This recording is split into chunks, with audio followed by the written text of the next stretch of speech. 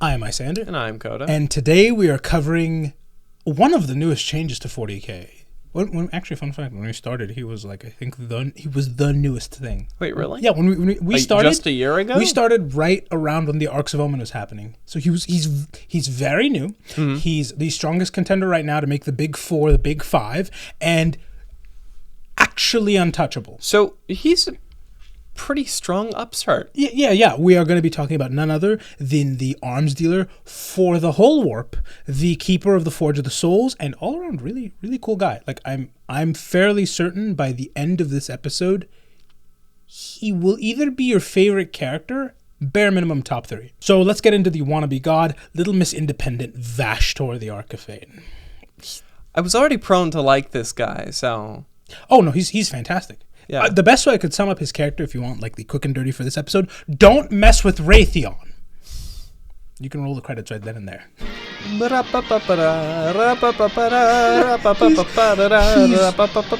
He is so flagrant. Reading the Arks of Omen gives you a real sense of scale for just how strong he is. Because he shows up and everyone is immediately acutely aware of this problem. That powerful? Very powerful. Huh. Sketchy powerful. But it also ranges from being powerful enough to make everyone immediately aware of him to kind of just being the god of minor tech.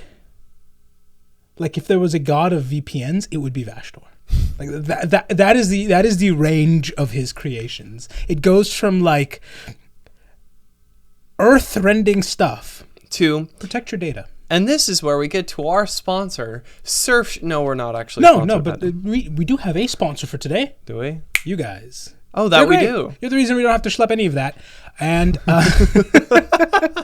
and the way we keep this podcast afloat is by giving, baby. We have 2 episodes every single week, a bunch of other perks, and you get all of them by heading on over to patreon.com/Isyander and Koda. It is very easy to talk about it because it is a fantastic place to be. Like last week, if you're on YouTube, you saw an episode on Celestine. She's great. She's very fun. Patreon got a completely unrelated sister episode that's about Greyfax for no reason whatsoever. They just fit really well together. Completely unrelated. And that happens every single week with a companion episode, access to the Discord where we are every now and then, as well as monthly live streams like one not this weekend, but next weekend where we will probably be playing more Space Marine, as well as a bunch of other perks while helping us keep all these lights on and possibly be getting more soon. So if you want to do all of that, head on over to patreon.com/Isyander and Koda. For those of you already there, thank you very much. For those of you doing it as I speak, thank you as well. We will probably build a ziggurat, if not some stupid mega project at some point. Now let's get to my favorite brand of evil, which is lawful evil. Lawful evil. Yes, because that's the most critical thing to know about Mr. the Arkifane. Is that his full last name? That's his govy. That's his government last name? He will not lie to you. Period. He is in that corn category of will tell you straight up what is going to happen, but to an even like a comical degree. Mm-hmm. Because most demons, we've covered this slightly, but they tend to speak in like riddles. Riddles. They're like genies, where they're going to take advantage of you, whichever statement you make. Yeah.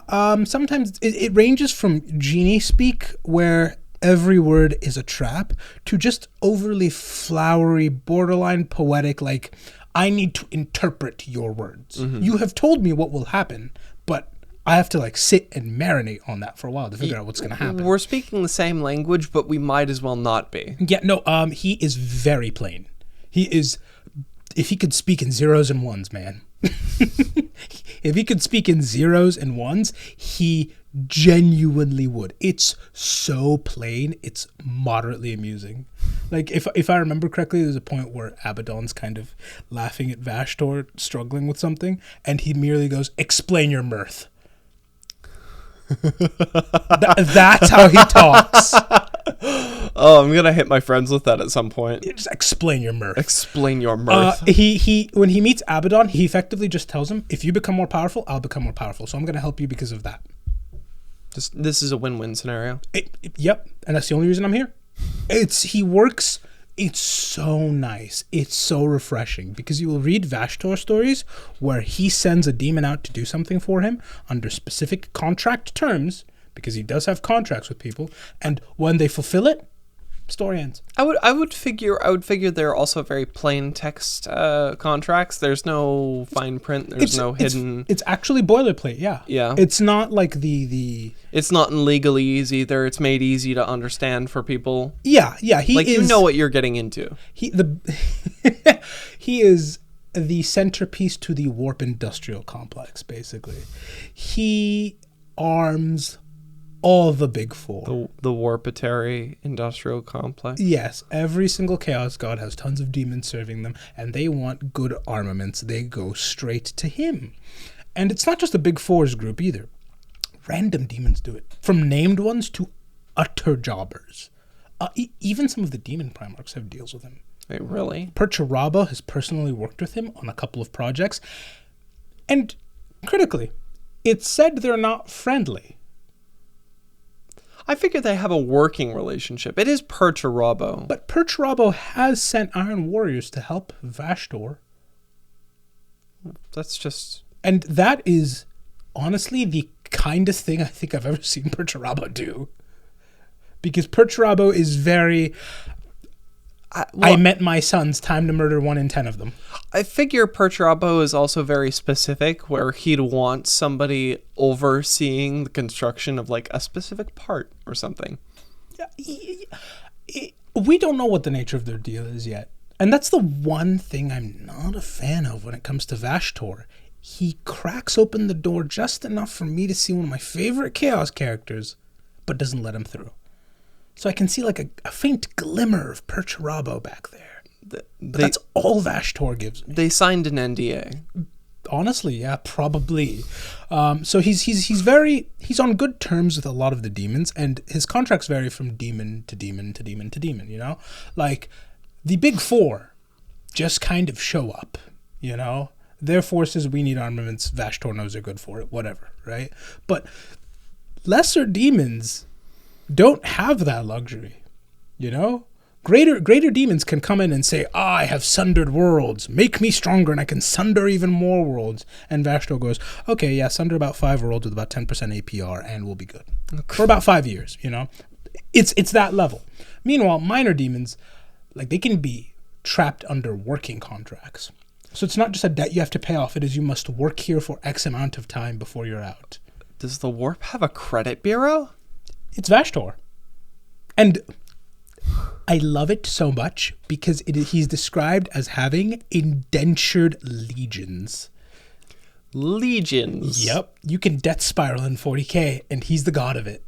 Yep. So every time you pay off that mortgage, you pay off that student loan, he's the guy.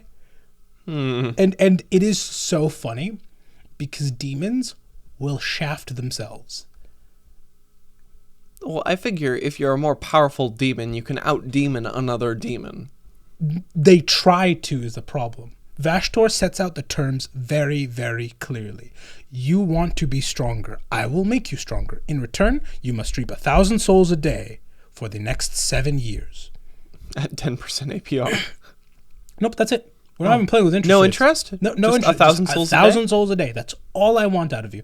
And sometimes a demon will vastly overestimate what they're capable of. And so, like, congratulations, you hit 10,000 souls in one day, but you skipped the next 5 in a row. See, the contract says verbatim 1,000 a day. If they were smart, they would make sure to like only meet their quota per day. They'd save the other 9,000 souls for the next 9 days. Stretch it out. But no. And so sometimes that's the way they'll get got. Other times a demon will vastly, like, it'll see something and go, I can manage that.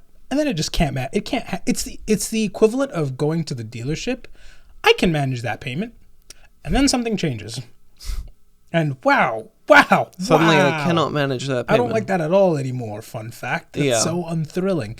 And then other times it's a demon reading too much into the contract. Like they're expecting it to be all flowery and metaphorical. And it's no, do this.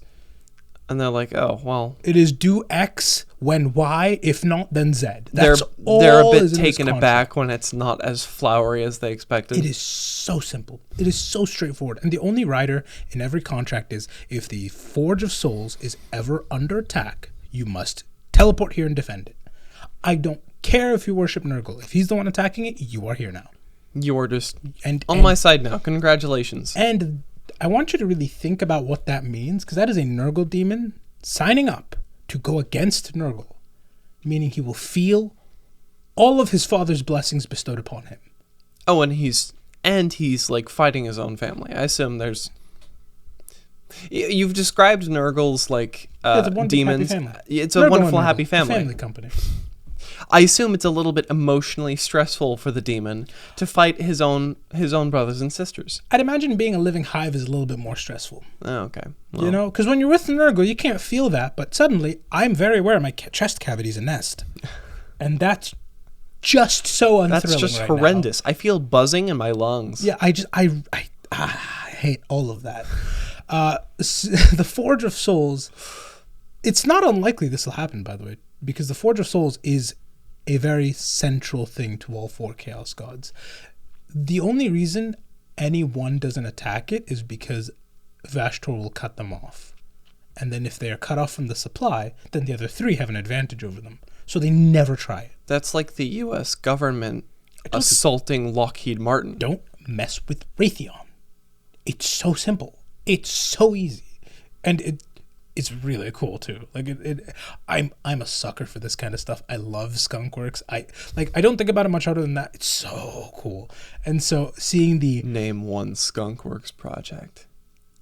Most of them don't make. I mean, some do make it out, but it's always years out. I mean, like the SR-70. Remember correctly, the SR-71 was a Skunkworks thing, along with its compatriots. I think it's designated the YF-21. Yeah, which looks very similar to the Blackbird, but it's actually a fighter armed with aim 4. But if you want me to name Skunkworks stuff, I literally won't be able to unless it's 20 or 30 plus years old, because God knows what they're still using right now. There's also another fighter, I think it's a supersonic fighter that they made that is public as well. Yeah, and then it may get reclassified. Anyway, that's the vibe the Forge of Souls has, taken up to its logical extreme. So you know the way like a lot of these facilities, they have these high-end workshops, as they are, because that's really what it is. They have a very specific vibe to them. You know, there'll be a massive plane there. You'll see like multiple printers running, all that kind of stuff. The Forge of Souls is similar to that, but infinitely more medieval in a way. So it's cartoonish, because what they're building are effectively better demons. That's what they. So this looks like the Orc Forge from Lord of the Rings. Yeah, it's very close to that. It's belching out black smoke left, right, and center. There are, I love the way it's described, there are nightmares manning the bellows, fanning the flames, which, by the way, the coals in that flame, the thing that's fueling all of it, is souls at the bottom of it. I would figure. And the whole time you can just hear the whirring of cogs and gears and just howling. I was going to assume screaming. Oh, so much. Oh, so much screaming. It's the most heavy metal looking place, and you've seen Vashtorr's art. He's very heavy metal looking. That he is. So it's very... That was the first thing that intrigued me about him, is the weird like mask face he has. Yeah. I really like that design. Fun fact about Vashtorr, whenever he shows up, you know all the like skin you see on him? Mm-hmm. The way you summon Vashtorr is you pile a lot of that stuff in a corner, and then he just reappears out of it. Forms into the metal. metal. Just forms out of it, yeah. That's kind of cool. You heap a bunch of metal and victims. I mean, that's what they are. This is a weird Stranger Things Season 3 metal demon. Honestly, yeah. Yeah? Yeah, that's very close to how he operates and how he can stay in our world. The interesting thing about the Forge and its place in chaos is if... Because right now, no one god will ever attack it. But if chaos was really to become undivided, like true chaos undivided, I'm not talking Abaddon's pet project here. I'm talking real... Like all the big four stop their petty squabbling. They could genuinely probably take the Forge, and then it would be over for everyone except for maybe the Necrons. Yeah, well, yeah, who'd be able to manage that thing? Oh, nobody would. I mean, even if all of humanity got on the same page and formed humanity undivided, which, saying that out loud, is a really good name, honestly, I don't know if they'd be able to manage it, because back in the day, they had the Emperor, and they were pretty much united, and that didn't work out well, except for the whole heresy thing. And B, it's 40K. That's never happening. Humanity's never getting on the same page. It's far more likely for all of chaos to look at something than for humanity to ever agree on any one thing. Far more likely, it's already happening. Well, has happened. They all looked directly at Horus, and they're all kind of glancing at Abaddon right now. Vaguely. They're giving him some side eye. They're giving him a little bit of side eye every now and then. They're giving him a glance, a synchronized glance. And so you can see the Forge of Souls exists in this place where it could have fallen if all of them were just on the same page, but chaos never will. Therefore, it can always exist, kind of playing on all of their failings, because that's just how chaos works. Meanwhile, while the Forge of Souls is doing all of this, its master, Vashtorr, is just working to be America's next top chaos god. That's it. He's very... compared to them, he's so refreshing, because in that self-consuming way that chaos constantly struggles with, that winds, like it's like, you know, in a storm where sometimes the winds will buffet each other and it's counterintuitive, creates weird turbulence. Chaos does that all the time. Vashtorr does not do that. He's very precise. He's very orderly. His contracts don't screw you over, and he's got an organized file with everyone's contracts in there. He is the most likely to dust his desk, frankly. Whereas every other chaos god is a very turbulent wind. He is a jet stream. Yeah, no, his whole thing is, I will make you a soul grinder who just is a mass of machinery and demons that will go forward and get me souls. In exchange, you'll be an intern at Arkifane's Evil Incorporated. And that's... Oh, hold on. Arkifane's Evil Incorporated. Oh my god, it worked. Oh my god, it works. After hours. It's a really, really straightforward deal. How did I not notice that? It is so much fun to watch this unfold, because he serves as a straight man in a room full of insanity. It is a level-headed... He's a level-headed, like, capitalist, like a Tycoon kind of a situation, you know? Yeah. Like you know, the cartoonish, like, what's the vibe? It's like the Carnegies of the world, you know, like the titans of industry, yeah, so to speak. He is the warp zone personal titan of industry. Yeah, he's just the god who's best at math and a little bit of a loan shark. Just a little bit of a loan shark. Just a scooch. He's not charging you interest, but he is charging you an insane monthly payment. Yeah, and occasionally there is interest, but he told you up front, 30% APR. You still signed on for that. That's not on him at that point. It's right there. Now, that's all well and good, wanting to be a chaos god, being very amusing, interacting with all the forces in chaos. It's a reason I really, really, really like him. He's a good ad for chaos. But what makes this all even serious? Because there's a lot of every demon says, I'll become one of the big four someday. Like, it's not an uncommon dream to have. Every demon is a temporarily embarrassed chaos god. Yeah, sure. The reason Vashtorr is actually a serious player for this is because he doesn't have a full domain per se, But he's got a sphere of influence and worship that's not very normal for most demons. Especially when you consider he's old, too. He's old? He's the guy who tells Abaddon about the war in heaven. Which means he was there firsthand. Now, Vashtorr is very, very, very new. So that's the one problem with this episode. Tomorrow a book on him could come out. That's not a joke. And Seriously. these things just immediately change. But as of now, it's very probable he was born then or a little bit before then. Because he can recount the story. So it's somewhere around there. His whole thing, though, the thing that would have birthed him there, and that's why I think it is most probable that he came from the war in heaven, is constant innovation and adaptation. Like he is the god you feed whenever you're doing research, whenever you are. It is not just you are improving things. It is progress unfettered. Yeah. Every time you get curious about something, like why did that bit of rice jump? You just fed him a little bit. Every time you choose to innovate, you're feeding him. And that is how do I describe? The best way to describe the emotions that feed Vashtorr are, he's the reason there are several chapters in my engineering book about ethics.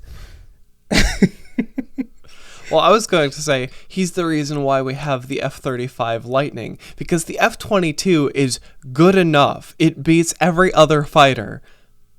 But screw it. Let's give you a plane where the heads-up display is in the helmet and you can see through the floor. That's so cool, by the way. That is so cool. Yes, that is the exact kind of domain he is. Just reading a book doesn't necessarily help him per se, but if you're a STEM major and you didn't get any ethics classes, you're probably going right to him. You're probably going straight to Vashtorr. If we adjust this, we can make this rocket go a little bit faster. Now, where's that rocket going? Don't think about it. No, it's more like, now that we've made it go faster, it's been given a little bit more thrust. What more can we shove in it? The specific thing is, if Vashtorr existed, Nobel would have kept making dynamite. There wouldn't be a prize. He would have just kept going. You'd get the most advanced dynamite you could ever think of. Yeah, it'd just be the most phenomenal. Nuclear dynamite. And that's the area. Thermonuclear dynamite. That's the area he occupies. Now, it's 40K. Not much progress is being made in that regard. So he shouldn't be too strong, right? There's a catch. What's the catch? Just tell me the catch. Well, there's a whole dark age of technology. That kind of progress might have fed him, possibly. Who knows? Maybe some guy who calls himself the Emperor of Mankind stealing something from the warp, cramming it into children with far too many organs and making them demigods. Oh, no. Would have possibly fed him. Maybe making an army of super soldiers with a couple of extra hearts and multiple lungs might have fed him. That'd feed him a lot. Maybe squaring those space marines and making them Primaris would do it. Maybe, just maybe, finding out if a regular space marine can cross the Rubicon Primaris and become a Primaris marine might feed him. If so, somebody needs to assassinate Belisarius Cawl right now. Actually, no. No? Because it keeps him in check. Remember, in 40K, where you direct your belief is, you can, if you believe in something hard enough, he believes in the omnissiah. Well, the machine god. Yeah, the machine god. It's pilfering a lot of worship from him. If all of Mars did not have their tech cult, I think it would already be 5. There'd be a problem. I'm fairly certain. Well, there is it'd be the 5. dark mechanicus. Do they still believe in the machine god, or? And that's the neatest thing about Vashtorr. That if he becomes the 5th chaos god, whether he does or doesn't, his introduction finally gives the dark mechanica more to do.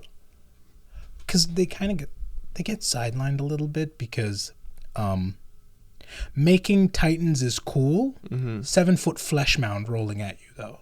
Yeah. Like, demons just kind of do that more often than not, you know? Yeah. Like, Khorne... Okay, a Titan's cool to Khorne, yes. That guy can bench 500, though. That's good enough for Khorne, matter. You know? That guy can bench one of those Titans' legs. Yeah, Nurgle, all of his units float. He's fine. He doesn't need a bow. But it has this effect of making the Dark Mechanicum kind of... They're relegated to, can we cram a demon in this? We did. It worked. Can we cram a demon in this? Imagine if they did. It worked. Imagine if they had a new project lead. Because I assume Vashtorr is at the moment not hiring new engineers. He's just hiring new builders, construction workers. He collaborates with them on a project. Does and he? We'll get to that when we go through the stuff he creates. You had a smirk on your face, and now I'm scared that this is going to horrify me. Like I'm scared this is going to be a Demonculaba level threat. No, you're going to think it's cool. Okay. Like, we'll get to that because we're going to cover some of his inventions, because the best way to really talk up an engineer is to talk about the stuff he built. So we will get to that. For now, we got to keep talking about how he gets his worship. Okay. Because 40K is full of progress without any oversight committees. You know, it's the Stanford prison experiment all day, every day. I mean, the Necrons became robots over sunscreen. Like, it is not... To be fair, they're so real for that. I'm deeply considering it myself. There's no shortage of science gone mad. And the thing about Vashtorr is he gets this close to rubbing up on Tzeentch's territory. Explain. Tzeentch is the god of plans on plans on plans. He's the god of change. What is innovation if not change? Like they are kind of vying, and this is what, now this isn't canon, but this is the weird spot. It's not canon, but you can see what's going on here clearly, you know? Yeah. Like, we know about Mars's tech cult. We know about what feeds Tzeentch. You can see that it's a Venn diagram, and Vashtorr is just off to the side of it. And that is probably a big part of why he's not as big as he could be yet. Mm-hmm. Because look at all the other places worship for Vashtorr could really go. And they're a little bit bigger than he is, unfortunately. A little bit. I mean, a little bit. Tzeentch is a lot. I'm trying to give him some credit, okay? Tzeentch is a lot. Now, where Vashtorr lacks in worship, he makes up for it by having the side hustle of the Forge of Souls. It's very, very, very strong. And the thing about Vashtorr's ascension, other than really shaking everything up for everyone, he could possibly be the worst thing to happen to humanity. Because Chaos's nature is very chaotic. It's very turbulent. It's very dysfunctional, frankly. Chaos is far stronger than Vashtorr. Any one of the big four is infinitely stronger than Vashtorr, but it's applied over an infinite amount of space. It's not evenly spaced, you know, but the Chaos Gods, any one of them, really rarely look in one direction. They really, really, really rarely look in one direction. And whenever they do, it's almost always cataclysmic. Yeah. Like, the last time Nurgle looked in a direction properly, there was a whole plague war. Last time Khorne looked in a direction properly, a planet cracked in half and made everyone nearby go hog wild. You don't want them looking in any one direction for any reason at all, which, thankfully, because of their nature, is easy. Chaos's means is the end, you know? Nurgle didn't get you sick for some other grand plan. The plague is the end and the means. It's very convenient in that way. Yeah. Khorne did not put your head into the sandpit for fun. Well, actually, no. Khorne did put your head into the sandpit for fun. Nothing else. There's no other point. You didn't have a toy he wanted. You didn't have the swing sets. He just wanted to do that. That was the means and the end. The means are these biceps. The end is your face in sand. It's so simple, but also it's so chronically unfocused. Chaos tends to operate in this way where They will randomly swing at Earth whenever the chance avails itself. They're very flighty. They're not very decisive. Like there was when the galaxy cracked in half, Earth went through so much stress that Khorne looked at it and immediately just was able to apparate some demons there. That's a big deal. Mm-hmm. Now imagine if there was a meeting about this and all four And they were looked at the able to same plan time. to do that at the same time, yeah. For greater reasons other than, wow, this would be a cool brawl. Because the whole thing there was Khorne put demons on Earth. Why? To put demons on Earth. Why? So that the milk flows towards the cornflakes. But blood for the blood gods, skulls for the skull throne. That is the point. they wouldn't do that. Yeah, that's the purpose of it. The carnage is for the carnage. Mm-hmm. Now, where Vashtorr really differs from them and would become a major problem for the Chaos Gods, not for the Chaos Gods, but for humanity and everything else really as a whole, is innovation necessitates a goal. You cannot innovate if you do not have a clear and direct... You can't make progress if you don't have very clear, very direct goals and targets that you will go for no matter what, over and over and over again. There is an ends. He does not innovate for innovation's sake. He innovates for you can't just...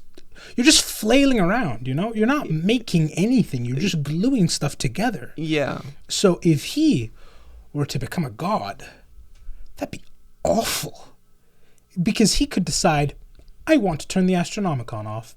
And now you have a full section of the warp working on just that. Mm-hmm. And the engineering side, they could design just a disruptor. Yep. And can you see why you don't want this playing out properly? No. And that, more than anything else, is why I think Vashtorr can't really ever be a Chaos God. Because he works best when he has a thing to go for, which right now is godhood. If he becomes a god, his goals become larger and more effective to the rest of the story. No, you can't story sell of him 40K. properly. He'd change too much. Yeah. One of the factions would disappear. Mm-hmm. Minimum. If he became a god, it would be horrific for someone. Somebody is dying. Not to mention that the great game is now off balance because the 4's arm supplier is now the 5th guy, and the 5th guy just cut the other 4 off. Because I'm a god now. I don't need you guys. And he just took all the demons that were working for them because of the rider in their contract that says they must defend the Soul Forge. So now it's just... It would change... So really, there's one way Chaos too God. much. Because this one planned way too well for this. But also, do you see why I like there's some stakes here. Unless this is all a Zinchian level plot. No, it's not. No. No. Like, there's some real stakes here. There's some real character here. This is why I think he's one of the best things Games Workshop is. Nobody hates Vashtorr. He's cool. Unless you play on the tabletop. He's meh on the tabletop. He's meh? Meh. He's got a great model. It looks very cool, but nah. Well, he's an engineer. I wouldn't ask the people who designed any of our fighter jets to pilot our fighter jets. He's just fine on the tabletop is the thing. But beyond that, he's so cool. He's so cool, and everything he's been introduced in has been fantastic. The way we meet him is with these bronze tendrils snaking all across Abaddon's ship, and his ship not being a fan of that. I would assume so. This is doubly bad because his ship had just been hammered in another like Abaddon-style caper where he goes, he gets beaten, he shakes his fist and goes, and I would have gotten away with it too if it wasn't for you meddling ultramarines, and then like floats off into the distance. It's Abaddon, man. It's Abaddon. There's a story to this. He does not win often. He can't win often. He feels very villain of the week. He has a character arc. Yeah. Which is something Vashtorr actually... Spoilers for Arks of Omen. He wins. Properly. Full bore. We'll get to that as we cover his inventions, but just... Oh, okay. Note, he showed up, he won. And then left. He acquired a goal, I assume. The goal itself is another thing I'll criticize him for, but... Okay. Yeah. So, the ship is heavily damaged after an Abaddon-style caper, and he's just sitting there marinating over his failings. Lamenting. And dealing with the various visions he has, hating chaos, but also needing chaos. There's a lot going on with Abaddon that's genuinely problematic, because it's like, how am I supposed to command an army when they just keep fighting among themselves and my ship is broken? I am the leader of Chaos Undivided, but Chaos, Keeps as dividing. a prospect of what it is, keeps dividing. Yeah, and so his ship, named the Vengeful Spirit, which... Cool name. Not ringing any bells? Is Let me show you the most important thing that's happened on the Vengeful Spirit. that Pappy's? Yeah, it is Pappy's ship. Yeah, He still has Pappy's ship? yeah, followed by the second most famous thing that's happened there. What is going on there? That's Horus. I That's the see. Emperor, and that's Sangi laid out.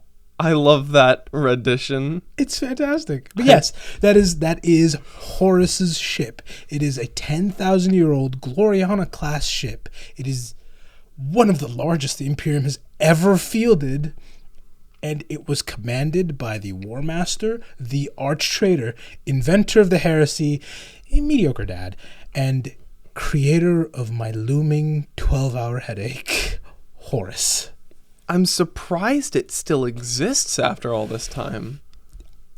Say what you will about Abaddon, and there's a lot you can say about him. He knows how to arrive in style. Well, yeah, showing up on old Pop's old ship. Can you imagine the impact of seeing Horus Lupercal's ship in orbit? You immediately invoke the heresy again and strike terror into who you're trying to fight, and probably still terror, but a little bit of like a gumption into the people you're trying to get on your side. Yeah, there's the only equivalent to that I can even think of is if you arrived to Germany in this six-wheeled Mercedes. Wait, hold on, wrong one. That's the one. Oh God, not the That's the Mercedes. Yeah, that's a six-wheeled one. not the car. It's that tier of how do you have. Okay, it's terrifying. It's horrifying. to see. For real, that car is probably either I think it's turbo crushed. long been crushed or in a museum somewhere, and it's one of the we're ashamed of what we did museums. Well, if it is anywhere, it's probably in Mercedes-Benz's museum because they do have a whole wing about what they were doing in the 40s, and I will give them credit. It's pretty extensive.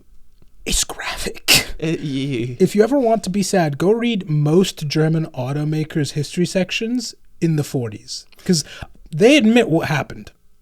They don't gloss over it. Except for one. Except for one. Yeah, Abaddon's ship is foul work, and it has been in service for 10,000 years. Some of that service has been in the warp, by the way. So It's been through some things. It's felt more than 10,000 years worth of stress, is what I'd say. Yeah. And so keeping it it is not doing too hard. It's impressive how long he's keeping this thing running. Yeah, and it is really hard to, frankly. It's borderline the kind of car where you get in it and it's a good day if you got to your destination and back without any drama. It's a little bit like that. It grinds every gear no matter what I do because the synchros have all worn down. It pops out of first for some reason. I don't know what to do. It's a real project for the Dark Mechanicum to try and fix, and they're constantly trying to, until Vashtorr shows up. And immediately does a full rebuild of everything. Those tendrils fully fix the ship perfectly. Perfectly. Yeah, as it left the Back shipyard. to day one? Yep. Huh. And that level of command is why I strongly think do not let him near the Golden Throne. No. Do not let him near the Golden Throne. That's not going to end well. No. Mm-hmm. And then it's here that he introduces himself as that's a good way. That's a good way to show goodwill, frankly. And hands a bill. No, Bill. I'm doing that out of the goodness of my heart because I need you to help me find a key to unlock a door that holds a weapon. I'm not being coy. These terms exactly? Yeah, those terms exactly.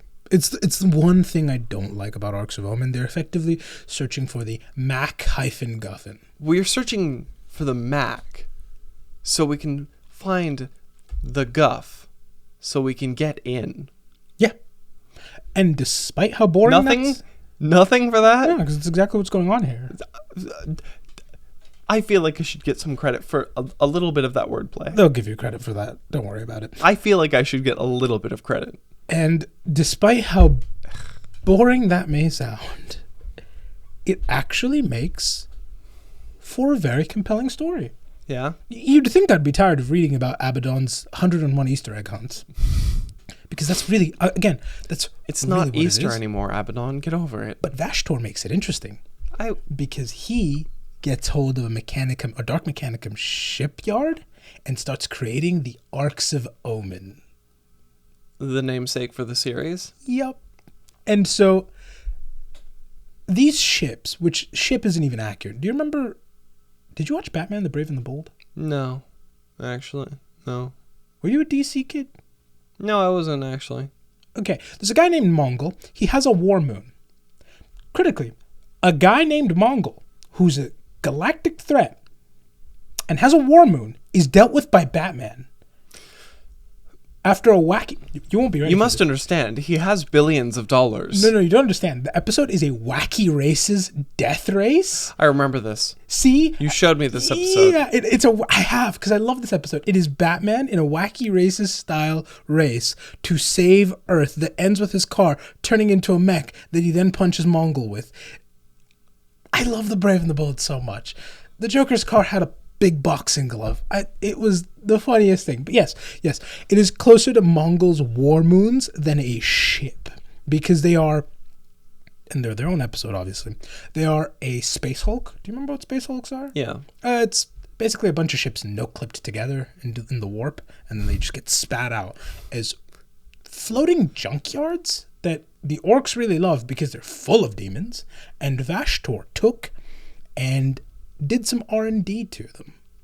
Well, because it's either wonderful salvage or a wonderful testbed for whatever you want to do with it. Well, the Ark serves as the frame, and once it leaves, it is something that requires a full military campaign to clear. A full military campaign to clear. Yeah. Like for every arc in Operation Desert Storm. Yeah. Because each ship that's been no-clipped in has its own machine spirit, right? He spreads these neurons throughout the ship and binds them all into one spirit. And it becomes one big brain. And then he binds a ton of demons within the ship to be its crew with one helmsman. Does that mean all of these demons are like... They're all networked with the ship. They don't sleep. They don't eat. Yeah. This is a problem. Uh-huh. You want to know do you want to know the level? This is not a problem. This is a problem. Oh, I haven't even finished yet. Aboard it, there are these things there's a group of psychers that are used purely to track down fragments of the key. And then there's a tiny... I need you to listen to me on this. This is not exaggeration. This is truly what's aboard there, okay? Mm-hmm. There's a tiny abomination that's designed just to mock the Astronomicon. That is their own tiny version of it. They can huck psychers into that thing, and the Ark can become a temporary beacon to navigate with. Don't let him near the Golden Throne. And, by the way, note, I didn't say Ark of Omen. Arcs. There's almost 30 of them.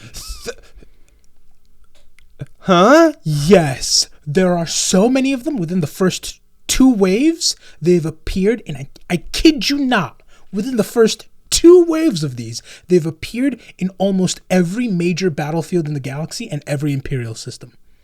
They're so scary, the Eldar call the Inquisition. The who called the what? Do you see why I love Vashtorr? Oh, he's such a problem. Mm-hmm. He is such a problem. One of the Arks just socks a Necron Lord while he's asleep and then grabs a key and leaves, which he revives, really mad about that because that's a low blow. That is a low blow. And so he's personally crusading against that. Another one just kicks a bunch of the kin in the face for no reason other than they fly really funny when they're kicked and they're punting height. And they also happen to have a fragment of the key.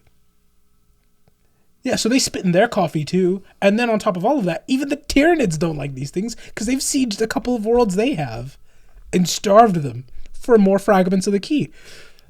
So these are a problem. And Vashtorr just keeps chucking these things out throughout the whole time. He's just churning these things out. Like, he's able to mass manufacture them? He has 30. God of progress. Fully at work. It's so many that Abaddon genuinely thinks, I could probably take Earth if I put all of them in that crash course. I could probably take Earth right now if I wanted to. Well, yeah. Vashtorr, if teleported to the right spot, could probably take the Imperium down. Oh, no. There's no magic teleportation happening here. I'm talking like if Abaddon moved all of them in a line towards Earth, he thinks I could probably take it. And that's before I mentioned that all of them have portals that allow for these key fragments to just be handed to Vashtorr directly. So they don't even need to ship it back. It's just instant transmission. Just hand through portal. Yep. He got the key. And do you know the funniest thing about these Arks of Omen? I feel like this may scare me. All of them are in the hands of some of the most dangerous people on Chaos' side. To give a sense of scale, Angeron has one. So they're not being piloted by... just anyone. No. To skip a lot, and I'm talking a lot, of what amounts to B&E. Like, I'm just going to be honest. A lot of this is breaking and entering with an F-35 Lightning. And it goes about as well as you think breaking and entering with an F-35 Lightning would go. Which, by the way, I do learn. Like, they are so effective, one of them is used to break into the CIA's basement, effectively, and siege the Dark Angel's fortress. And Vashtorr only loses because the Demon Lord of Petty shows up, which we covered this in a Patreon episode, Be'lakor. It's an old one. It's a good one still. Just to spit in his coffee, he shows up and just stops. Like slaps his hand away like, no. Yep. No, I don't want this. I just don't want you to have it. Yep. And that's I love Be'lakor, dude. I love Be'lakor. He's so much fun. Oh, and that's the only reason he doesn't get this from the Dark Angels, and then he just has to leave. And that's it, which brings us to the last thing we've seen him build, but critically, the coolest thing. Because for all the strength that the Arks of Omen have, and they have a lot of strength. Do you want to know what Vashtorr does with them at the end of the book? Or what he does at the end of the campaign, I suppose. I'm going to probably swing and miss. Does he network all of them and make one big Ark of Omen? He abandons them. He abandons them? He abandons them. He abandons them. Doesn't care. They were a tool for the job. They're now... It shows how good he is at his job, that these things that are so powerful, everyone is aware of them and scared of them, and even within Chaos there's infighting over them. Like, a couple have gone missing and Vashtorr just charged it and made more. Some Chaos bands definitely just took them for themselves, by the way. That's just a thing that happened. He just charged it. Jeez. And do you know why he charged it? Why? Because he went off into the warp, found all the pieces of Caliban, the lion's homeworld, and glued them all together using machinery to form Wormwood,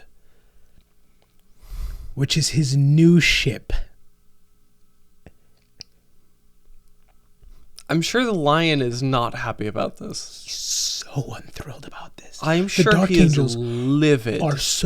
They hate this so much, and they're not the only ones who hate this so much, because Wormwood just passively messes with every machine spirit near it. All the time. As you approach Wormwood, the way you know you are is every machine spirit on board starts freaking out. It just pocket EMP? No, they just start wigging out. Something I didn't mention about Vashtorr, but I probably should have. He's like this with machine spirits. Like abominable, if you have abominable intelligence, they tend to vibe with him. He seems to be also the god of that domain. Like, one of the key fragments he gets is in a machine spirit that he just manages to convince. Just, hey, I want to join him in. It goes, yeah, sure, why not? Which, if you ever find some of the scarier stuff, like STCs, or that one Titan that still has its head, Yeah, that's you. The potential for Vashtorr is so much fun. But yes, as you approach Wormwood, all of the machine spirits aboard your ship start freaking out.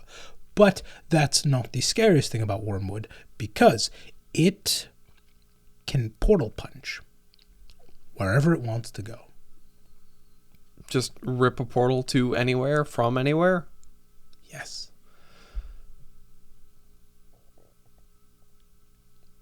This demon needs to be stopped. Do you know?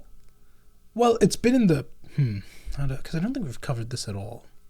I won't mention one place it was led to by the mechanicus, but I will mention where it currently is. Where is it currently? Yeah, I want you to guess. I will give you a hint. It has made it a thorn in someone else's side that's not the Imperium. So the Imperium is already aware of it and hates it, and there's a Primarch who's aware of it and hates it, but it's made it a thorn in another faction's side in a big way. I figure if it was anywhere near the moon, it would be like immediately shot on sight. Yeah, that's a good guess. Like I said, it's not a problem for humanity. It's another faction. Have they made themselves a problem for the Eldar? It's currently careening through the webway. Yep. Yeah. Yup. And now I gotta turn it over to you. What do you think of Vashtorr? He's a lot.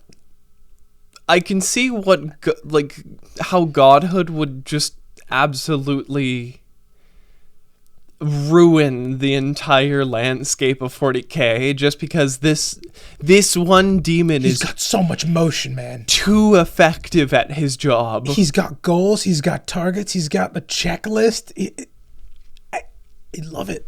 I love it so much. He has the knowledge base to get what needs to get done. This is such a G-dub this was a home run in my opinion. It was fully a home run because at the end of the day they found a way to bring a Primarch back. Like truly, the Lion is back. That is a big deal, and it was still an Imperial loss because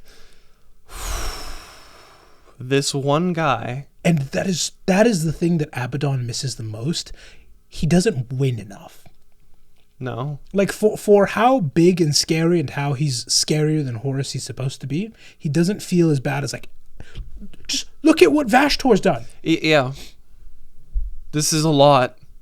Compare it. In not very long either. And by the way, Wormwood is so well built that the Eldar are aware of it and want to take care of it. But even their Farseers who can see the future can't see it clearly. It's that shrouded.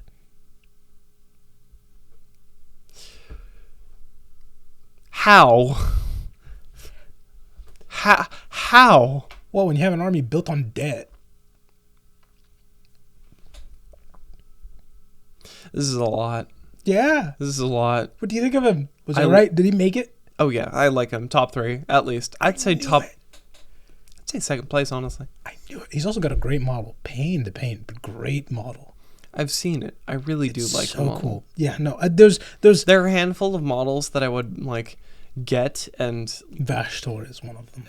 Just to like put on a shelf and as display, and that'd be one. Although I'm not good enough with painting the models just yet to. That's right. I'm so glad somebody sent us these, and by next episode they will be opened because they're perfect. Because I'm terrible at painting, but I love a lot of minis and. Scale Horus is always cool. They're not exactly... Scale Gilman's also They're not very exactly cool. mini. They are quite large, it seems. I mean, have you seen how Horus stands relative to most? He is large. Like, my favorite is that one trailer for the Horus Heresy where you see him just lift a Space Marine like it's nothing with his claw. It's like... It's the size of the Space Marine is the size of his claw. Does a good job of showing why he's so scary. But yeah, this is why I absolutely... love the Arkifane. This is why I want to do. This was me summarizing a lot of Arks of Omen, by the way. Mm-hmm. I would love to do a series on the Arks of Omen. There's so much fun to be had there. And this is an episode I'm fairly certain I'm going to have to redo. Much like the Lion, because of the fact new that things are happening as we speak. And he's going to get another book, Edward. This was new as of a year ago. And if he gets that book, I will gladly redo this episode because if you can't tell, I thoroughly enjoy him. He's very cool. He's really cool. The concept of unrestrained progress as a deity in 40K is so much fun. It makes the mechanicus more interesting. It makes the dark mechanicum so interesting. There's a lot of landmines 40K's left. Like, there's just a core from the kin, which is this massive AI thing that's horrifically dangerous, that's just wailing and gone mad. Heaven forbid Vashtorr find that. Heaven forbid Vashtorr discover most of what the kin's got going on. That would be a problem. You know? The only faction that has actual, real, like, alive AI. And this is a chance to make the Dark Mechanica much bigger of a threat. This is a chance to really revamp Chaos's armies, give them a new aesthetic. I love it. It gives Perturabo something to do other than mauled. Give him a patron god, maybe. Hopefully not, honestly. Give me a Perturabo model the size of Angron. I will... genuinely. The size of or larger? I will be so mad if Perturabo comes out and he does not look like he's rubbing up on what a Titan should be. Like, I don't care if, like, scale, sure. Scale, whatever. I care more about how heavily armored he should be. He needs to be a Titan. I want it to look like Perturabo's spent about 10,000 years molding and tinkering. Yeah. I don't know what that's going to look like. I've seen a lot of people theorize art. A lot of people put out fun art. My favorite being the fully armored one with the missile launchers on the back. Yeah. But Vashtorr opens the door to a lot of very interesting things while also being an interesting thing in and of himself. I just fear that the story will end with Wormwood in the warp and... like, Wormwood's in the warp, the line's back, moving on. Where's it going? I don't know. We'll find out on the next episode of Dragon Ball Z. But thank you, as always, for tuning into this episode. Remember to vote on the losers poll and tune in next week for a Koda episode. Yes. On something. Something. I genuinely don't know what this one's going to be about. So It's going to be about something. I guess no spoilers. We will see you next week. Thank you so much for tuning in, and thank you for being you.